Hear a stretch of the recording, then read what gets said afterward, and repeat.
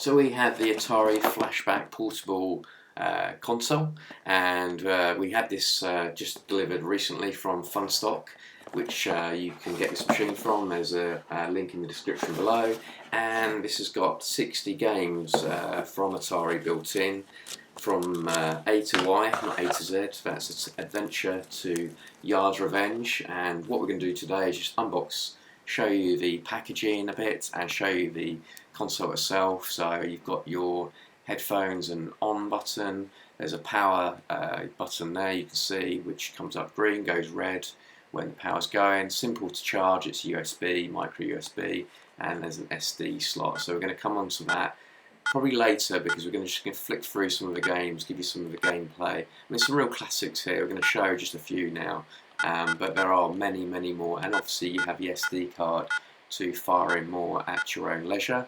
So we're not going to play adventure because it's quite involved. We're going to play some games that you can just really just get into, flick into, more shooters. Tempest is an absolute classic, both in the arcade and on the Atari original consoles.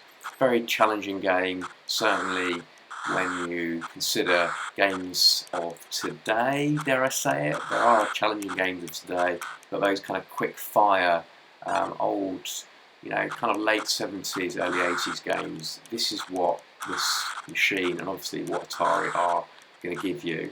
So if you like games that have no easy street, there's no save states on this either, you can pause the game, but you literally are straight into it. And some of these games you are straight into. There's just no level 1 that's easy. Level 1 is often hard, but you can pause the game, you can see there, and flick through the menu. The menu is pretty easy to get around.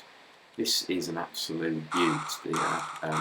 Game of my youth, as well as Space Invaders. For me, this is on the part Astro Blast.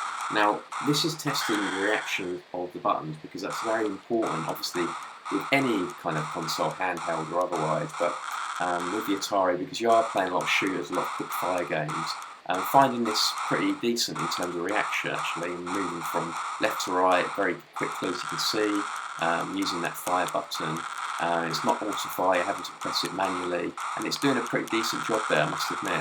And obviously there's a bit more testing to do as we flick through the games. Some will require a bit more reaction than others, but generally I think these Atari games are going to test those reactions, so be interested to see as we move further how that pans out.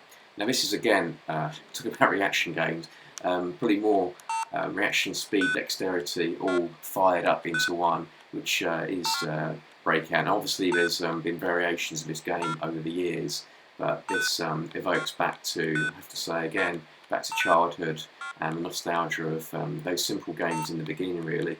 I guess kind of things like this and Pong, and various other sort of simple, simple but very addictive block and blob games, should we say, pixel games of the kind of 70s and 80s. This is a real classic, very tough game to master, but give it a few hours of play, I'm sure you'll pick it up. Frogger, again, just an absolute gem of a brand of the game, because it was such a big game. Maybe not in the realms of sort of Pac-Man and Space Invaders, but had a lot of merchandise and graphics, and it was a big game at the time. Again, extremely challenging game. It leads you into a false sense of security the first little road that you cross, and as you can see, having some trouble there crossing the second road. So just finally into the last game I'm going to play now, which is Missile Command, as you can probably immediately see from me playing it. Great idea, this game, obviously protecting the ground level from the incoming missiles. Again, level 1, you're straight into some fairly challenging gameplay. But if you persevere with this game, it really is, for me, it's probably one of the best games in this 60 that you get in here. It does very much link back to the arcade style of the original, and plays really well. I have to say, the gameplay so far is excellent, actually, I'd put it at that. But it's never going to be the same as the original, but the whole point for me is that you've got this portable on the go, and I think that's the nice part about it. I hope you enjoyed the video, and yeah, I'd be interested to hear your comments below.